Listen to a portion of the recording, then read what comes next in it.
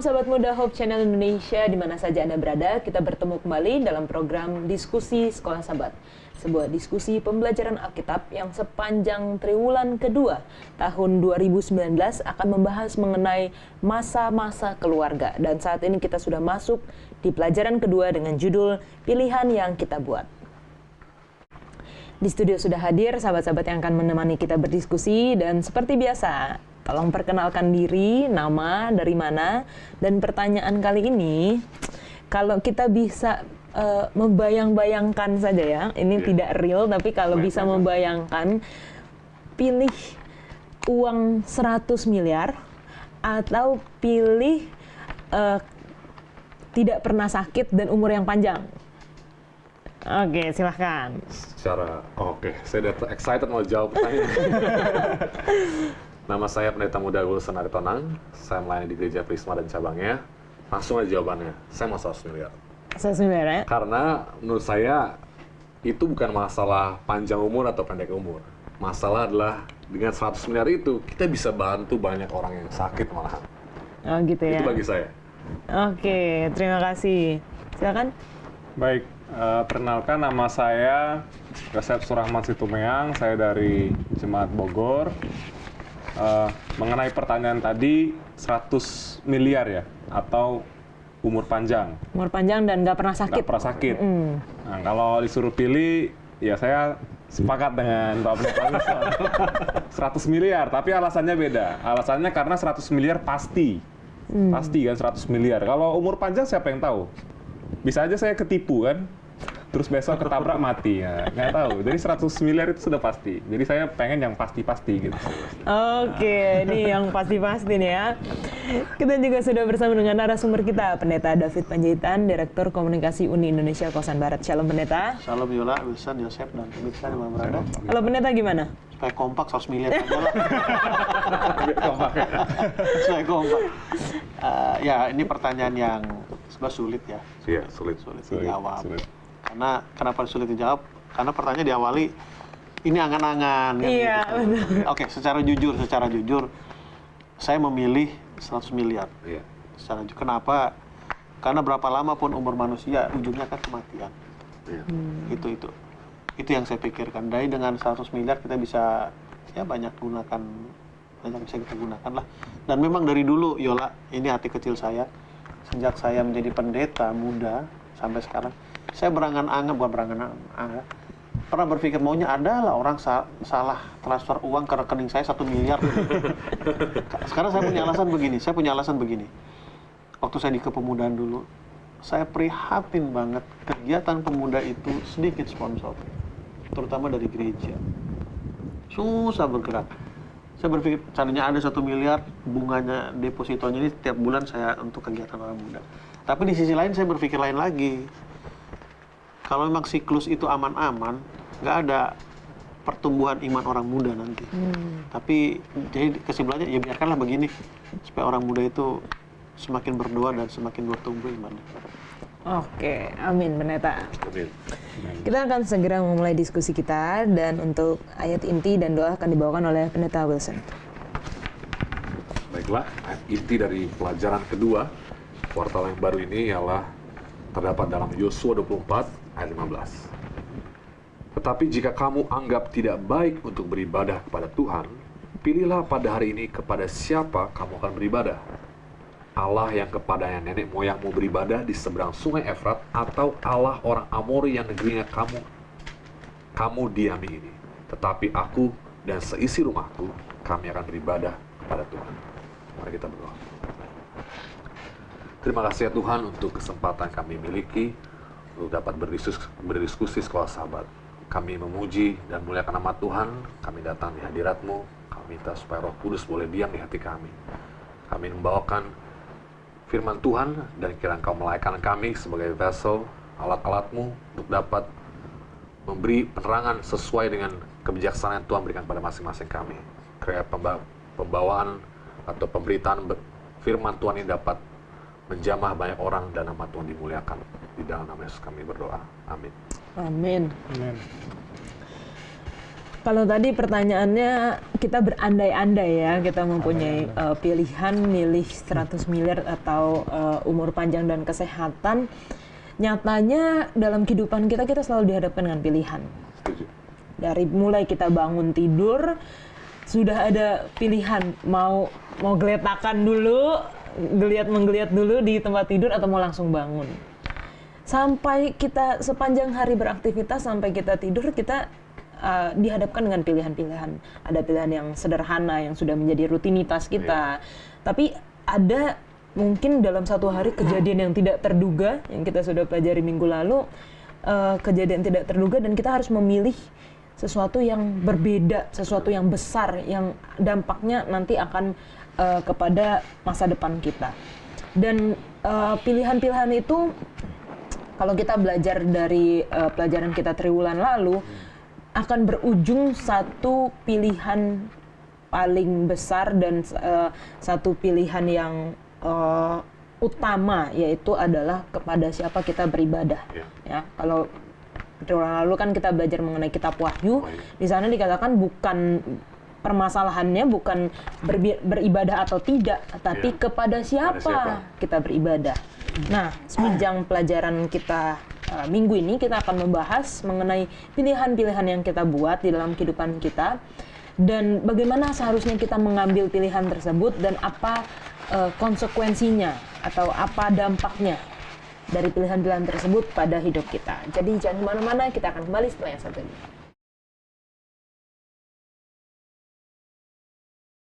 Kita kembali lagi masuk di pelajaran hari Minggu. Silakan Neta Wilson.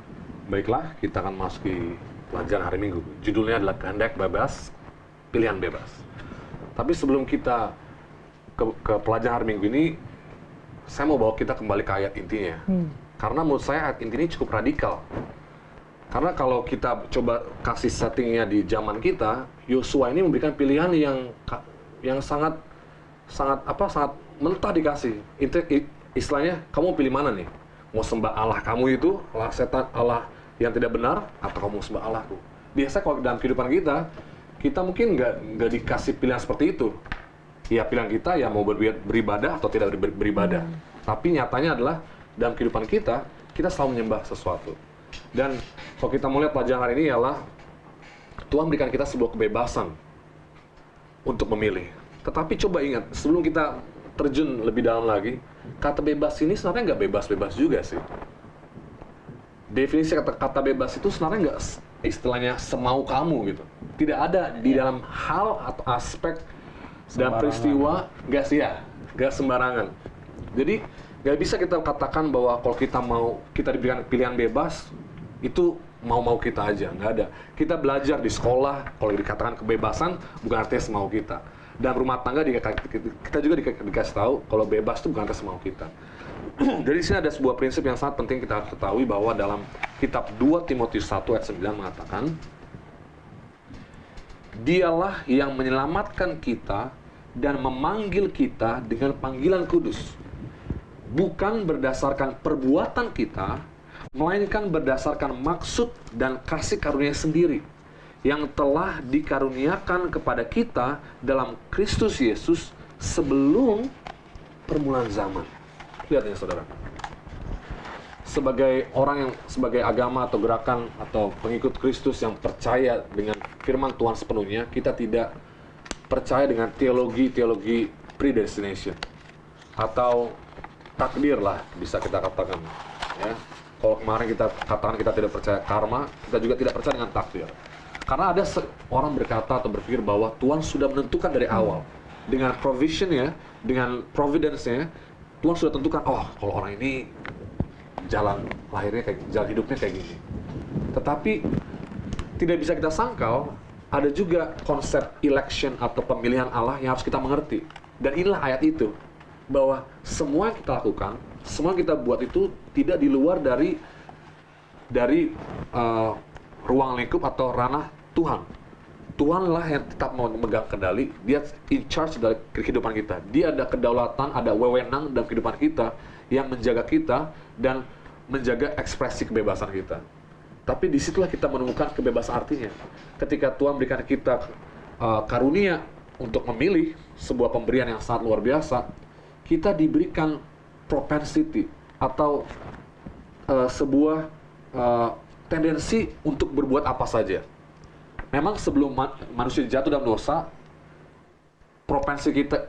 tendensi kita ini atau propensi kita ini masih sangat sangat belum seburuk yang sekarang. Sekarang kita bangun, wah langsung mikirnya langsung sudah jahat. Tapi dengan tendensi ini atau propensi ini atau apa bahasa ini yang lebih tepatnya, nanti kita bisa tambahkan, inilah arti atau makna dari kebebasan itu, arti kasih itu. Tuhan berikan kita possibility, kemungkinan untuk mengasihi Dia dengan kemungkinan untuk tidak mengasihi Dia. Itulah kasih artinya. Karena ketika Yesus mengatakan dalam Matius 22 ayat 35, 37 sampai 39 dikatakan seperti ini, hukum yang terutama. Kasihilah Tuhan Allahmu dengan segenap hatimu dan dengan segenap jiwamu dan dengan segenap akal budimu. Ekspresi dari segenap ini menunjukkan ada kebebasan. Kebebasan bertindak, berekspresi, menyampaikan apa yang ada yang kita kehendaki. Jadi kalau saya bisa coba singkatkan atau pendekkan bahwa Tuhanlah yang berikan karunia kita untuk memilih. Dan Dialah yang menyanggupkan dan memampui kita. Dan Dia pun akan mengizinkan apapun yang terjadi dalam kehidupan kita. Tetapi kalau kita memilih untuk mengasihi Tuhan, itu Tuhan yang sanggupkan. Dan kiranya itu pun bisa menjadi ekspresi yang sepenuhnya, yang segenap dari hati kita. Jadi mungkin nanti kita bisa ditambahkan lagi oleh pendeta, karena memang cukup kompleks pengertian dari kebebasan memilih ini. Mungkin pendeta boleh tambahkan. Bebas bukan berarti bablas ya. Sering orang mempraktekkan kebebasan itu kebablasan jadinya. Tapi tetap ada koridor-koridor, mana itu masih dalam kategori bebas, mana itu kategori sudah bablas. Jadi kembali seperti pelajaran kita minggu lalu, di pelajaran hari Minggu itu adalah pada mulanya. Kita harus merujuk ke sana. Jadi pada waktu Allah menciptakan alam semesta ini, termasuk manusia, hak memilih itu sudah Tuhan berikan. Itulah arti karunia, sesuatu yang diberikan tanpa ada usaha kita. Nah, kita harus melatih hak memilih kita itu. Melatih kemana antena ini, sinyal tanda kutip ini selalu mengarah. Itu perlu menjadi menjadi perhatian. Kembali kalau di dunia navigasi itu ada namanya kompas. Jadi bagi teman-teman yang waktu saya masih aktif dulu, sekarang sudah tidak aktif lagi. Jadi waktu mau membidik satu sasaran dengan menggunakan kompas bidik, jadi jauhkan dari alat-alat metal, kacamata, jam tangan. Makanya anak-anak gunung biasanya jam tangannya itu karet. Kacamatanya juga karet. Kenapa? Karena itu akan mempengaruhi. Jadi kembali hak memilih itu Tuhan sudah berikan. Kita harus melatih hak memilih kita. Jauhkan hal-hal yang mempengaruhi hak pilih kita itu. Ya, sama seperti pelajaran minggu lalu, seperti senar, seharusnya di tempat ini tangga nada ini menghasilkan nada ini, tapi karena ada masuk sesuatu yang tidak tepat, jadi bergeser. Begitu juga dengan kompas, seharusnya menunjuk selalu ke utara, tapi karena ada dekat-dekat yang mempengaruhi, dia akan akan bergeser. Kita perlu dilatih untuk memilih. Oke, terima kasih pendeta. Melatih memilih kita ya. Jangan kemana-mana, kita akan kembali untuk pelajaran selanjutnya. Kita kembali lagi dan kita masuk di pelajaran hari Senin. Silakan Yosef. Baik. Hari Senin pelajaran kita adalah membuat keputusan yang benar. Jadi tadi judul utama adalah pilihan yang kita buat. Nah, ini subjudulnya membuat keputusan yang benar. Kenapa dikatakan kita harus membuat keputusan? Ya karena hidup ini penuh dengan pilihan. Dan bagaimana supaya membuat keputusan yang benar? Alkitab memberikan nasihat-nasihat. Iya. Beberapanya di kitab Amsal, contoh dalam Amsal pasal yang ke-3 ayat 5 dikatakan apa? Janganlah bersandar pada pengertianmu sendiri. Ya, tetapi bersandar kepada apa? Tuhan, serahkan segenap pikiran dan hati. Amsal 15 ayat 22 dikatakan, rancangan gagal kalau tidak ada pertimbangan, tetapi terlaksana kalau penasehat banyak. Ada dua kata. Pertimbangan, nasihat. Nah, jadi dalam membuat keputusan yang benar, ada faktor pendukungnya, yaitu adalah environment, lingkungan kita. Salah satunya yang paling utama adalah apa tadi yang di pelajaran kita minggu lalu adalah keluarga. Nah, jadi keputusan-keputusan itu bisa kita ambil kalau sudah terbiasa di dalam keluarga seperti itu. Contoh, ini contoh saja. Saya tidak pernah diajarkan mama saya untuk mengantri. Akhirnya ketika gereja selesai, kita mau potluck, mau makan bersama, saya langsung nyerobot aja tuh, main potong. Orang lain udah geram, udah lihat, oh ini anak nggak sopan. Tapi saya rasa itu sudah biasa. Dan ketika ditegur, saya marah. Marah dong. Kenapa marah? Karena saya tidak pernah dimarahin di rumah. Nah, akhirnya keputusan itu yang saya ambil, yang saya rasa baik, ternyata tidak benar.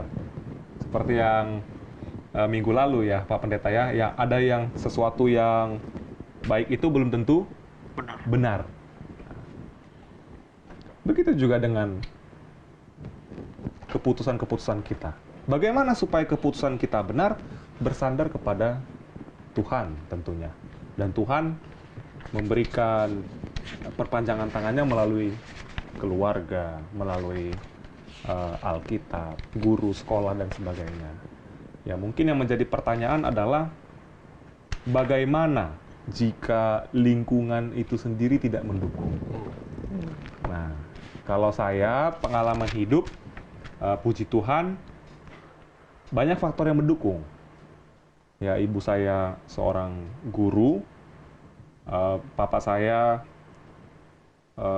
anggota jemaat yang aktif.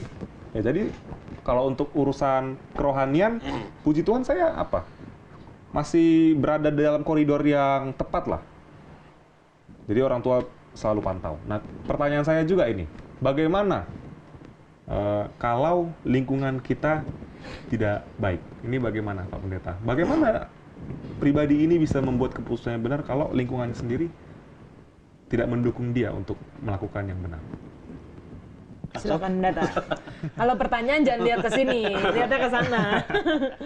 Oke. Terima kasih Yosef pertanyaannya. Pertama, kita ada conscience ya, kata hati ya. Iya. Minggu lalu kita bicara pergeseran. Ingat yang pernah saya katakan bahwa kompas bergeser sekian derajat saja, lama-lama semakin apa? Makin jauh. Bayangkan dari dulu sampai sekarang udah berapa ribu tahun, udah jauhnya udah berkilometer. Jangan-jangan udah 360 derajat, balik lagi tuh. Kan begitu, udah balik lagi, itu pertama. Lalu yang kedua, ada pepatah berkata, buah jatuh tidak jauh dari pohonnya, jatuh tidak tumbuh. Iya. Kalau dia di lereng, menggelinding, di pinggir sungai bisa terbawa arus, walaupun bibit yang sama, tapi jangan lupa lingkungan itu apa? Sangat mempengaruhi. Tapi ada pepatah lain berkata, kalaupun dia permata, ditaruh kemanapun akan tetap permata. Kan begitu, itu yang pertama. Jadi poin pertama yang mau saya tanggapi pertanyaan saya adalah, seperti kesimpulan kita minggu lalu, kuncinya itu adalah di rumah. Iya. Kuncinya itu ada di rumah. Kalau di rumah sudah dilakukan hal yang baik dan benar, dalam arti mengikuti proses itu, percayalah keluar pun akan apa? Dia akan berproses dengan baik, ya, proses dengan baik. Itu yang pertama. Lalu yang kedua, ada dua ilustrasi yang mau saya sampaikan, mudah-mudahan waktunya cukup. Pertama, perhatikan orang yang ikut bela diri. Ya.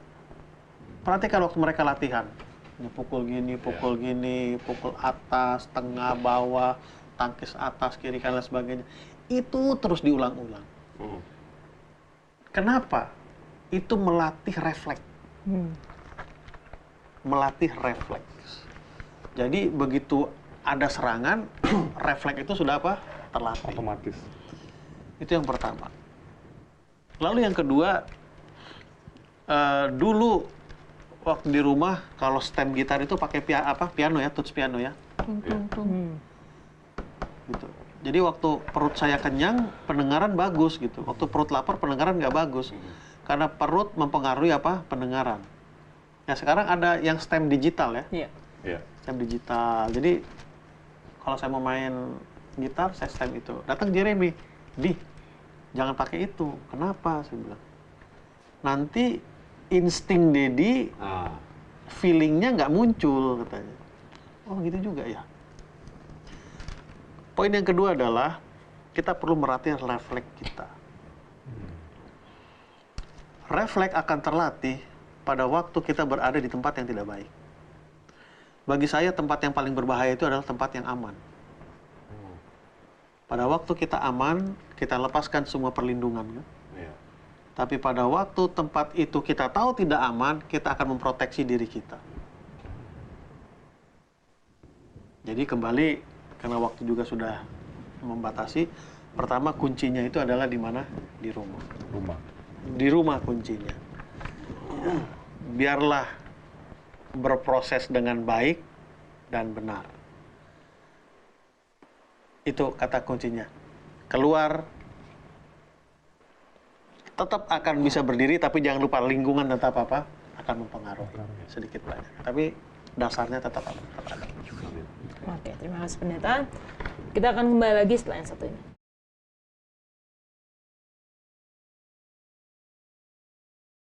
Kita kembali masuk di pelajaran hari Selasa dengan judul Memilih Teman-teman. Amsal 27 ayat 17 mengatakan, besi menajamkan besi, orang menajamkan sesamanya.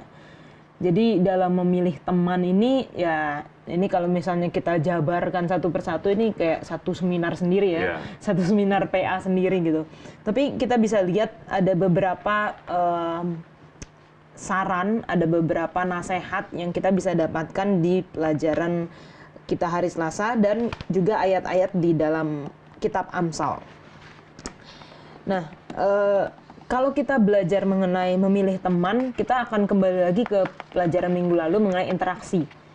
Bagaimana manusia itu diciptakan memang untuk berinteraksi gitu. Bukan dia hidup sendirian, bukan dia mengasingkan dirinya di mana gitu, tapi dia butuh interaksi karena manusia ada makhluk yang sosial. Dan hati-hati, ya ini antara kayak dua kontradiksi gitu ya. Hati-hati memilih pergaulan yang salah bisa bisa merusakkan kebiasaan yang baik. Alkitab juga mencatat hal itu. Tapi di sisi lain kita juga dikatakan jangan menghindar dari di sini ada kutipannya, Ellen G. White, Pastoral Ministry halaman 95. Bahkan yang terbaik dari kita memiliki sifat yang tidak menyenangkan. Dan dalam memilih teman, kita harus memilih mereka yang tidak akan menjauh dari kita ketika mereka mengetahui bahwa kita tidak sempurna. Jadi kalau misalnya kita memilih teman, kita juga harus tahu bahwa ya teman kita punya kekurangan, saya juga punya kekurangan, dan harus bisa saling menerima kekurangan masing-masing. Kesetiaan bersama diperlukan. Kita harus mengasihi dan menghormati satu sama lain meskipun ada kesalahan dan ketidaksempurnaan yang tidak bisa kita lihat. Karena ini adalah Roh Kristus. Kerendahan hati dan ketidakpercayaan diri harus dilatih. Sabar dan lemah lembut terhadap kesalahan orang lain. Ini akan mematikan semua keegoisan dan membuat kita berhati besar dan murah hati. Jadi di satu sisi kayak jangan bergaul dengan orang yang cepat marah, atau jangan bergaul dengan orang yang lekas gusar, jangan menjadi biasa dengan tingkah lakunya. Tapi di satu sisi juga kita kita harus bergaul dan menerima mereka Iya. supaya kita melatih kerendahan hati, melatih kesabaran dan agar kita tidak egois juga. Nah, ada satu kisah mengenai persahabatan di dalam Alkitab yang menurut saya ini contoh terbaik lah, contoh persahabatan terbaik di dalam Alkitab, yaitu mengenai Daud dan Yonatan. Kita tahu bahwa Yonatan adalah anak dari Saul, raja pertama Israel, dan ketika Saul ditolak oleh Tuhan, Tuhan memilih Daud. Padahal kalau misalnya Saul hidupnya lurus gitu ya, menurut sama Tuhan, takut akan Tuhan, tidak melenceng, dia mungkin bisa mempertahankan kekuasaannya dan bisa menyerahkannya kepada anaknya, yaitu Yonatan. Tapi karena pilihan yang dia buat berdampak kepada orang lain, berdampak kepada anaknya. Yonatan yang harusnya menjadi penerusnya, malahan nggak dikasih ke Yonatan, tapi dikasih kepada Daud. Tapi yang luar biasanya dari Yonatan ini adalah dia tidak merasa iri, dia tidak merasa cemburu, dia nggak malah marah dan kayak pengen balas dendam gitu ya, kayak cerita-cerita zaman ini gitu ya. Zaman now yang dikit-dikit pengennya balas dendam gitu. Ini enggak, dia tetap mempertahankan persahabatannya dengan Daud dan malah dia membela Daud. Dia menjaga Daud dari bapaknya yang mau berusaha untuk membunuh dia gitu. Jadi ini merupakan satu contoh persahabatan yang kita bisa lihat dan kita bisa lakukan di dalam kehidupan kita. Nah, pertanyaannya itu, Pendeta, di mana kita tahu garisnya, di mana kita nggak ikut ke pergaulan yang buruk, tapi kita juga nggak menghindar, tapi kita melatih diri kita untuk menjadi sabar dan rendah hati. Pertama, kita harus memilih. Jonathan memilih. Memilih kerajaan atau memilih persahabatan. Dia memilih persahabatan. Kenapa dia memilih persahabatan? Oleh karena dia sudah menikmati bagaimana nikmatnya bersahabat. Ini jadi cerita pengalaman, bukan curhat pengalaman. Saya ingat waktu kelas 1 SMA dulu. Ada sahabat saya dari kecil. Dari kelas 3 SD. Kami bersahabat, sampai kelas 1 SMA. Pokoknya udah klek lah gitu.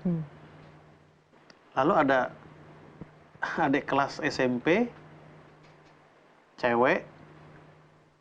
Kami udah saling dekat. Sudah saling tahu kami suka. Tapi datang teman ini, Fit, aku juga suka sama cewek itu. Aduh. Bukan hanya sampai di situ.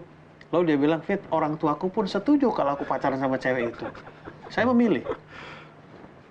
Kehilangan sahabat atau kehilangan kesempatan untuk berteman dengan cewek. Saya memilih untuk bersahabat. Dan tahu apa? Sampai sekarang kami tetap bersahabat. Bayangkan, kalau tahun 88 itu, 87 kelas 1 SMA. Sampai sekarang kami tetap bersahabat. Jadi harus pilih. Pilih. Persahabatankah atau yang lain, tahta ini. Kenapa saya memilih? Karena kami sudah merasakan bagaimana nikmatnya persahabatan yang pertama. Lalu yang kedua, bagaimana batasnya? Conscience. Kata hati ini perlu. Sama seperti pelajaran minggu lalu, tubuh kita itu ada body clock. Sering kita melawan body clock. Salah satunya adalah kalau mata sudah ini, Masih. iya kan? Atau perut, kalau makan pedes, aduh, gue salah makan nih. Coba kita sensitif dengan alarm-alarm yang ada di body kita. Coba kita sensitif dengan alarm-alarm yang ada di hati kita, itu conscience itu.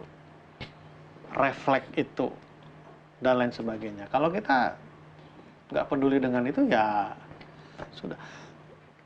Mungkin nanti dilanjutkanlah ilustrasinya, karena waktu juga sudah habis. Oke.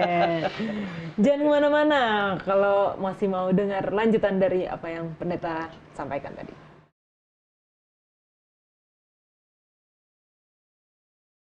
Kita kembali lagi masuk di pelajaran hari Rabu. Silakan, Pendeta Wilson. Terima kasih Yola, ini topiknya cukup hangat ya. Dan kalau saya berbicara mengenai topik ini bukan artinya saya sempurna. saya banyak buat kesalahan, kita semua banyak buat kesalahan, tapi itulah kenapa kita bawa diskusi ini, memilih teman hidup. Ini pendeta tadi sudah pancing ya, ilustrasinya tentang teman hidup juga, atau teman lah, teman spesial. Tapi ingatlah bahwa sebagaimana dunia kita sekarang, kebudayaan kita ini yang sangat pop culture ya, dunia kita ini sudah campur sangat chaotic lah. Kita nggak bisa ngeliat lagi mana yang benar dan yang salah. Makanya tadi saya senang sekali pendeta katakan bahwa kita harus latih insting kita, refleks kita, kata hati kita. Jadi nggak ada kata orang bilang kata hati, ikutin aja kata hati. Nggak ada kata hati manusia yang benar tuh nggak ada. Kita harus latih. Kita harus selaraskan dengan kehendak Tuhan. Dan dalam memilih teman hidup pun, kalau kita nggak bergantung dengan firman Tuhan, nggak bergantung dengan kuasa Tuhan, kita bergantung dengan pilihan manusia. Yang tadi pendeta katakan, kadang pilihan itu bukan hanya bebas, bisa juga dibablas. Kita seringkali belajar dari kesalahan kita, dan itu juga pengalaman pribadi saya. Tapi di sini adalah sebuah ayat yang sangat baik, sudah disampaikan tadi ayat oleh dari hari sebelumnya, pergaulan yang buruk merusak kebiasaan yang baik. Tapi ada satu ayatnya yang sangat penting dalam Yakobus 1 ayat 23 dan 25. Saya mau ambil ayat 25-nya. 25 mengatakan seperti ini. Tetapi barang siapa meneliti hukum yang sempurna, yaitu hukum yang memerdekakan orang, dan ia bertekun di dalamnya, jadi bukan hanya mendengar untuk melupakannya, tetapi sungguh-sungguh melakukannya, ia akan berbahagia oleh perbuatannya. Jadi Tuhan katakan bahwa, hey, saya sudah berikan loh resepnya, saya sudah berikan formulanya, saya sudah berikan bagaimana caranya supaya memilih teman yang baik. Tentu pergaulan kita, lingkungan kita sangat mempengaruhi. Kalau kita biasa bergaul sama orang-orang yang kurang baik, pemikiran kita tentang pilihan teman hidup mungkin dari situ asalnya. Bukan saya bilang tidak baik loh, tapi cara berpikir dari seperti itu. Jadi kita tidak ditinggalkan begitu saja sama Tuhan, kita punya firman Tuhan. Kita punya hukum-hukum Tuhan, hukum-hukum kasih yang kita tahu. Kasih itu jangan ini, kasih tidak cemburu. Kita tahu semua prinsip ini. Tapi terkadang adalah masalah kita ialah dalam memilih teman hidup ialah kita memaksakan kehendak kita. Kita sudah tahu kasih itu sabar. Tapi kita mau ya cepat ya. Kalau kita orang main logis, wah abis ini saya harus begini. Atau mungkin dalam usia kita sekarang kita mikirnya, wah saya udah harus nikah nih. Saya harus, tapi kasih itu sabar. Tapi adik saya udah mau nikah duluan, saya harus ikutin pressure ini, tekanan ini. Atau ada orang mau ikut zaman, ya, dia pilih wanita yang sesuai dengan apa yang orang lihat baik. Jadi banyak sekali kesalahan kita buat. Tetapi kalau Alkitab mengatakan dalam Yakobus 1:25, kalau kita betul-betul mau melihat prinsip yang ada Tuhan berikan dalam Alkitab, itu akan memerdekakan kita. Itu akan memberikan kita sebuah hikmah dan makna bahwa wah, Tuhan telah berikan yang terbaik. Jadi kalau bisa saya mau ambil sebuah ayat di sini adalah Matius 7:12. Ini golden rule. Firman Tuhan mengatakan segala sesuatu yang kamu kehendaki supaya orang perbuat kepadamu, perbuatlah demikian juga kepada mereka.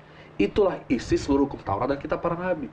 Jadi kita diajak lebih proaktif dalam buat pilihan, bukan reaktif. Bedanya proaktif sama reaktif ialah karena berdasar keadaan, situasi, kondisi, beberapa faktor tertentu kita membuat pilihan. Oh, saya rasa karena kita udah sama-sama bareng, oke lah kita bolehlah jadi pacar lah. Oh, karena kita sama-sama suka ini. Ada beberapa faktor yang membuat kita keliru membuat keputusan. Karena kita mendasarkannya atas reaksi kita. Tapi kalau kita proaktif, Tuhan katakan perbuatlah terlebih dahulu. Itulah kasih agape. Kalau definisi saya sendiri, kasih agape itu one way love. Kasih berikan aja tanpa ada imbalan. Kita tidak beriming-iming atau berekspektasi. Kalau saya berikan ini berarti nanti saya dikasih seperti ini. Jadi Tuhan katakan dalam memilih pasangan hidup, perbuatlah terlebih dahulu. Andaikan itu tidak bisa kita dapat timbal baliknya, itu akan percuma. Itu mungkin akan percuma dalam hubungan kalian berdua, tapi untuk pembangunan karaktermu yang demi kemuliaan Allah itu sangat luar biasa. Dan terakhir sebelum saya pendeta tambahkan, dari contoh Yonatan dan Daud, ada sebuah prinsip yang sangat luar biasa yang kita kadang suka luput dari pemandangan kita. Firman Tuhan mengatakan dalam Matius 22:39, kasihlah sesamamu seperti Dirimu sendiri. Karena kita cut kalimat ini. Kita suka mengasihi diri sendiri. Tapi firman Tuhan mengatakan, kasihlah sesamamu ini proaktif. Kamu dulu, buat langkah dulu. Tunjukkan dulu. Tunjukkan seberapa kasih kamu terima. Tapi terkadang kita mau mengasihi diri sendiri. Kita selalu dengar lagu Love Yourself. Orang suka bilang, love yourself dulu, baru supaya kamu bisa mengasihi orang. Tapi enggak. Tuhan memberikan preskripsi, kalau kamu mau mendapatkan yang terbaik, kamu mengasihi terlebih dahulu. Dan disitulah kata Yonatan dikatakan, ketika Yonatan sudah memadukan jiwanya dengan bersama Daud, dia mengasihi Daud sama seperti mengasihi dirinya sendiri. Jadi ketika kita menjadi teman hidup, ketika kita sudah berikan semuanya, sama seperti Tuhan telah berikan kita juga semuanya, disitulah kita bisa saksikan kasih pilihan kita itu ternyata sesuai dengan apa yang Tuhan mau kehendaki. Bukan orangnya, tapi dari kita yang proaktif, teladan Kristus menjadi teladan kita dalam mengasihi. Oke. Neta silakan dilanjutkan ilustrasinya, plus ditambah mengenai teman hidup. Oke. Kenapa ibu-ibu lebih sensitif dengar suara anaknya daripada bapak-bapak? Karena ibu-ibu mengandung anaknya 9 bulan. Artinya lebih lama ibu berinteraksi dengan anak daripada ayah dengan anak. Conscience dan melatih insting, itu poin pertama. Poin yang kedua, saya pernah bicara dengan pendeta muda nih, memilih pasangan. Saya tidak tahu pendeta itu ingat atau enggak. Saya bilang begini, kamu pilih pasanganmu itu mau cari pendeta perempuan atau mau cari ibu bagi anak-anak. Pendetanya masih ingat loh. Mau masih ingat ya pendeta itu yang bagus. Itu nasihat pendeta bahasanya. Karena itulah pilihan. Cuman kita sering mau menggabungkan semuanya, itu tidak bisa. Kita pilih. Lalu yang ketiga, karena waktu panjang saya menerangkan masalah ini, tapi oke, cukup lah. Yang ketiga yang mau saya sampaikan adalah, kita sering tidak fair dengan doa-doa kita. Jujur saja lah. Contoh, kan biasa di akhir doa kita, Tuhan berikanlah jodoh sesuai dengan kehendak-Mu. Begitu datang, tidak sesuai dengan kehendak mataku, no Tuhan. Bisa jadi kehendak Tuhan tidak sesuai dengan kehendak mata kita, kan? Bisa ngerti maksud saya, kan? Sehingga saya punya istilah, kadang perut kita lebih besar dari mata kita. Begitu potluck ambil makanan banyak, padahal perut nggak cukup dengan makanan itu, kan? Jadi kembali pilihan. Kamu mau cari pendeta perempuan atau cari ibu bagi anak-anak. Yang kedua, kita harus fair ya dengan doa-doa kita ya. Tapi yang paling penting di pelajaran hari Selasa sore, Rabu sudah agak panjang, 1, 2, alinea ketiga. Sebelum kita mencari orang yang tepat, jadilah orang yang tepat. Amin. Karena banyak ya, kita bertiga pendeta, banyak perempuan wanita suka sama pendeta, tapi kita tidak menjadi pendeta yang tepat. Banyak wanita suka sama kita, atau pria suka dengan wanita Advent, tapi kita tidak menjadi seorang Advent yang tepat. Nanti dilanjut lagi. Oke. Jangan kemana-mana, kita akan kembali lagi setelah satu ini.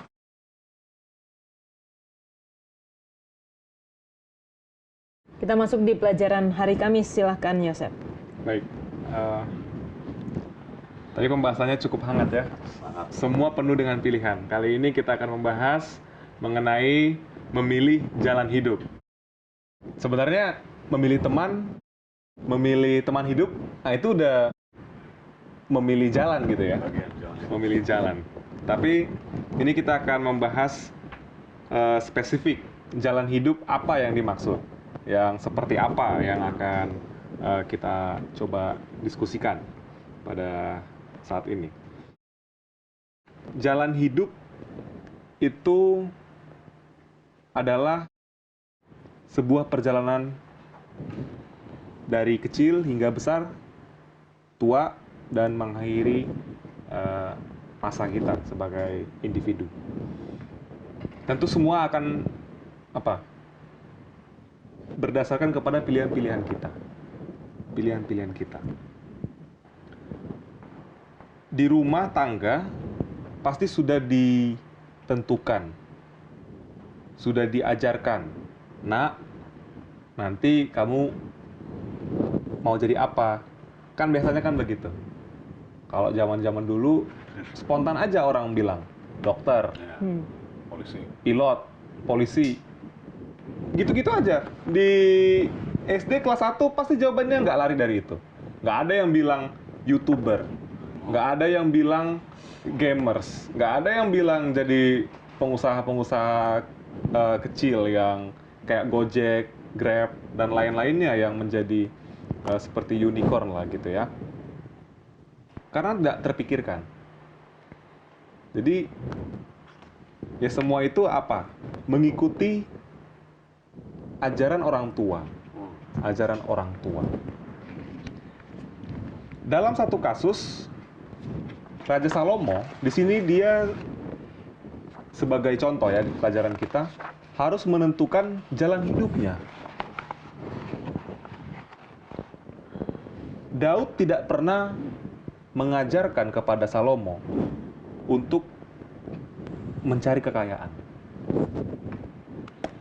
Yang Daud katakan adalah bersandar kepada Tuhan. Serahkan dirimu kepada Tuhan. Tanya Tuhan. Akhirnya itu yang dia minta. Tapi setelah naik nih karirnya, nah, seperti tadi, cita-cita nggak terpikirkan. Saya pengennya jadi pilot, dokter, guru, polisi, gitu-gitu aja. Akhirnya setelah berkembang zaman, ada profesi-profesi yang abstrak tapi duitnya banyak banget.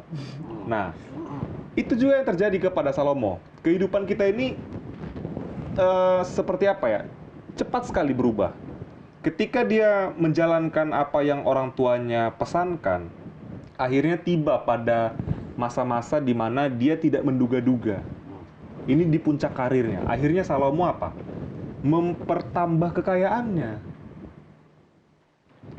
Tuhan katakan, jangan banyak kuda. Salomo perbanyak kuda di kerajaannya. Artinya apa? Tuhan bilang, jangan bersandar sama Kuda. dirimu, kekuatanmu. Salomo perbanyak kuda. Kuda itu kan melambangkan kekuatan dalam sebuah negara. Akhirnya dia membuat apa? Jalan hidupnya sendiri. Jalan hidupnya sendiri. Dia mungkin sudah mendapat nasihat dari orang tuanya bersandar kepada Tuhan, gitu kan? Tapi seiring berjalannya waktu, dia melihat dengan menikahi putri-putri raja, dia mendapat apa? Dukungan dari kerajaan-kerajaan sebelah. Akhirnya dia membuat pilihan hidupnya sendiri. Nah, banyak pilihan-pilihan yang sudah dibuat oleh Raja Salomo. Yang kelihatannya fantastis. Kerajaan Israel, dinasti Israel pada saat itu menjadi kerajaan yang nomor 1. Mesir kirim upeti, ya kan? Kerajaan-kerajaan lain yang sekitarnya kirim apa? Upeti. Ratu dari negeri Sheba datang, melihat kebijaksanaan yang luar biasa, memuji Salomo. Tapi pada akhirnya dia jatuh, terperosok, menyembah berhala. Berarti memilih jalan hidup di sini ada 2. Kita memilih karir, kekayaan, atau kerohanian sebagai landasan hidup. Nah, itu dia yang menjadi inti dari pelajaran kita hari Kamis ini. Hidup saya, apa tujuannya? Kalau saya mau kaya, ya saya orangnya nggak akan susah untuk namanya pelayanan, Dorcas, kasih-kasih barang, karena bagi saya itu rugi. Tapi karena hidup saya itu dari awal sudah dipesankan, kita bukan cari kekayaan. Bisa kaya, karena kaya itu penting. Kalau orang susah, ya susah jadi orang susah istilahnya gitu ya. Karena semuanya butuh duit, memang betul. Tetapi bukan itu jadi prioritas. Prioritas kita adalah apa? Adalah Tuhan sebagai landasan hidup, sebagai jalan hidup, sebagai kebenaran firman Tuhan. Karena ini adalah kebenaran kekal yang mengarahkan kita kepada kebahagiaan. Nah, kembali tadi pertanyaan. Sering kita jatuhnya seperti tadi, pilih antara umur panjang dan tidak sakit-sakit atau 100 miliar. kebanyakan pasti pilih 100 miliar. Kenapa? Logika saja, 100 miliar bisa membuat kita sehat. Logikanya ini ya. Tapi kalau umur panjang, belum tentu kita bisa meraih 100 miliar. Nah, kalau saya kaya, kalau saya nanti ini, itu udah prioritas gitu ya, udah terpattern lah menjadi paradigma. Kalau saya karirnya bagus, ini kaya, bisnis apa segala macam, kan saya bisa menyumbang gereja. Akhirnya itu yang dibentuk. Ketika kaya, lupa jatuh seperti apa Raja Salomo. Nah, tapi ketika dari awal kita sudah mempunyai patternnya itu, paradigmanya itu bahwa Tuhan sebagai kebenaran. Akhirnya ketika tidak sesuai dengan kehidupan ini, kita berbesar hati menerimanya. Sehingga hidup kita tidak jatuh seperti Raja Salomo. Itu pelajaran kita untuk hari Kamis. Oke, terima kasih Yosef. Pendeta tahan dulu, karena kita akan kembali lagi setelah yang satu ini.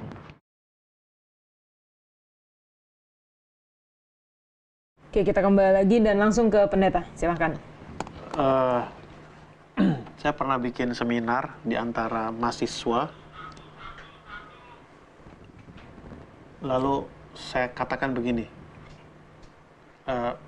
Di tempat lain juga, di seminar di antara PA senior. Di antara mahasiswa saya bilang gini, mau cari kerja atau cari duit? Di PA senior, mau cari pacar atau pasangan hidup? Ini beda ini.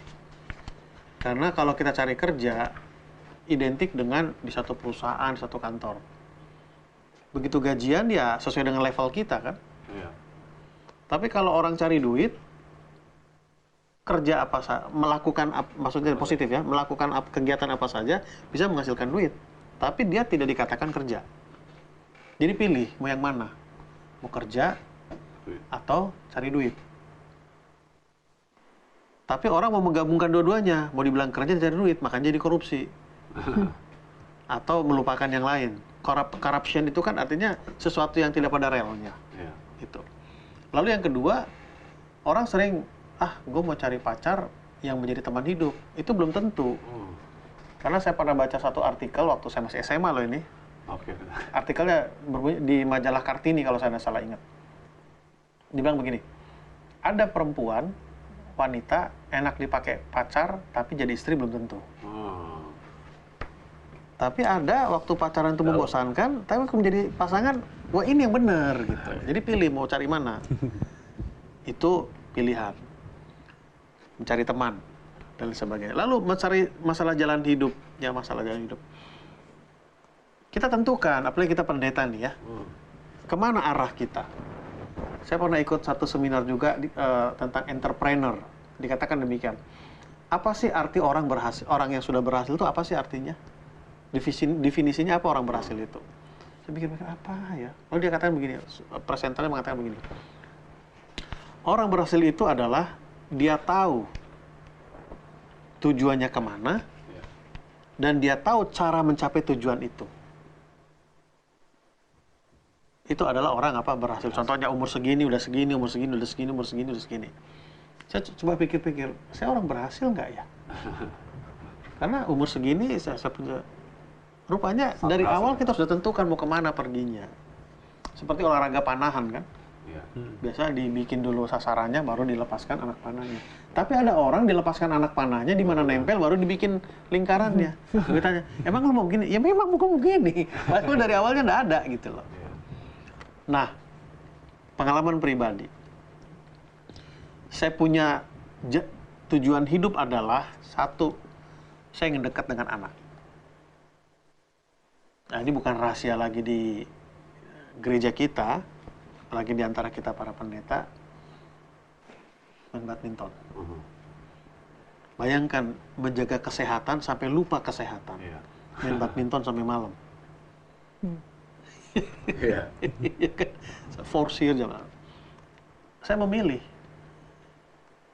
Saya ingin dekat dengan anak. Jadi, waktu sore pulang kerja, kebetulan saya Jeremy masih TK, saya sudah masuk di kantor, teman-teman pada main badminton, saya enggak. Saya pulang ke rumah, ganti pakaian, main sama Jerry, main kelereng, main sepeda. Itulah pilihan hidup saya. Kenapa? Karena apa yang mau saya ceritakan sama orang lain kalau anak saya sendiri tidak merasakan bagaimana dekatnya dengan Bapak. Walaupun teman-teman katakan, si David ini nggak bersosial nih, nggak pernah gabung sama kita. Sombong di segala macam. Lalu saya bilang, ya kita kan bersosial cukup di kantor. Tapi anak saya, kita kapan-kapan bisa memperbaiki sosial kita. Tapi dengan anak nggak bisa diulangi, saya bilang. Nanti kalian akan rasakan kalau udah punya anak. Karena begitu tamat SMA, itu anak itu sudah nggak ada di rumah. Udah nggak tahu kapan ketemu lagi. Ini kan nggak bisa kembali lagi. Itu pilihan hidup saya. Itu pilihan saya. Lalu, seperti yang pernah saya kasih advice kepada teman pendeta muda itu, pilihan hidup saya adalah saya mencari bukan seorang wanita yang pintar khotbah di mimbar, saya tidak cari itu. Saya cari ibu bagi anak saya. Jadi begitu orang mengkritik, istrinya nggak aktif, loh, saya bukan cari pendeta perempuan. Saya cari ibu bagi anak saya. Jadi begitu kritikan datang, omongan datang, ya kita udah punya pilihan. Jadi kita tough di situ gitu. Sama seperti tadi, kalau kita berada di lingkungan yang tidak baik, gimana biar bertahan? Ya dari awalnya, itu dimulai dari rumah. Kenapa saya memilih dekat dengan anak-anak? Karena kami di rumah sangat dekat dengan orang tua, dengan kakak-kakak yang lain. Jadi saya nikmat, enak banget ya. Keluarga yang close itu dekat. Sampai sekarang kami nggak pernah berkelahi. Sampai sekarang bersaudara. Karena pengalaman yang kami rasakan dengan waktu bapak saya gembala adalah, gembala dalam arti waktu itu pernah jadi guru, menjadi penjaga perpustakaan. Jadi Sabat sore, pulang dari acara PA, kami pulang cepat, jalan kaki. Kami waktu itu gereja di Cihamplas di Bandung. Dari atas ke bawah jalan kaki, kami tinggal di Cimaung. Di situ ada taman. Kami di situ menjelang tutup Sabat, duduk-duduk, begitu matahari terbenam, berdoa bersama, lalu makan bubur kacang. Wow. Jadi saya ingat, wah nikmatnya ini. Itu mulai di rumah. Jadi saya pilih itu. Interaksi dengan keluarga kan membawa hal positif. Saya pun ingin berinteraksi dengan anak, membawa hal yang apa? Yang positif dan apa sebagainya. Jadi kembali, ya itu intinya di rumah sih. Intinya di rumah. Tapi walaupun begitu, tidak tertutup kemungkinan setelah kita keluar rumah akan apa? Berubah. Itulah pergeseran tadi itu. Seperti Saulus berubah menjadi apa? Paulus. Oke, kesimpulan Yola ya. Ya. Sabat petang, hari Jumat di alinea terakhir.